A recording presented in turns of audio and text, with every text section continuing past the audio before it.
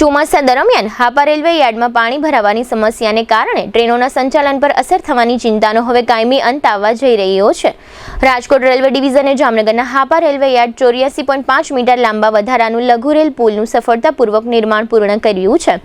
આ પુલ ખાસ કરીને ચોમાસા દરમિયાન વરસાદી પાણીના ઝડપી નિકાલ માટે તૈયાર કરવામાં આવ્યો છે, જેના કારણે હવે હાપા યાર્ડમાં પાણી ભરાવાની સમસ્યા નોંધપાત્ર ઘટાડો થશે અને ટ્રેનોનું સંચાલન વધુ સુરક્ષિત અને સુચારુ બની શકશે. રાજકોટ ડિવિઝનના senior divisional commercial manager Sunil Kumar મીનાએ જણાવ્યું હતું કે છેલ્લા કેટલાક વર્ષોમાં ભારે વરસાદ દરમિયાન હાપા યાર્ડમાં પાણી ભરાઈ જવાથી રેલ સંચાલન પ્રભાવિત થવાની શક્યતા રહેતી હતી. આ પડકારના કાયમી ઉકેલ માટે યાર્ડની 5 રેલવે લાઇનો પર 84.5 મીટર લાંબો વધારાનો લઘુ રેલ પુલ તૈયાર કરવામાં આવ્યો છે.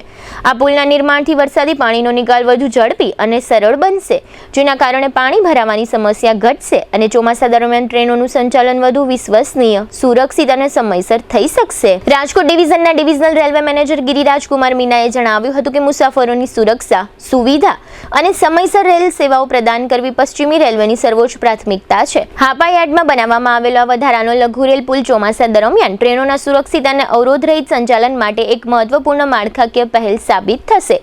તેમણે વધુમાં જણાવ્યું કે આ પ્રોજેક્ટથી માત્ર પાણી ભરાવાની સમસ્યામાં જ ઘટાડો નહીં થાય, પરંતુ રેલ સંચાલનની વિશ્વસનીયતા, કામગીરીની ક્ષમતા અને મુસાફરોને મળતી સેવા પણ વધુ મજબૂત બનશે.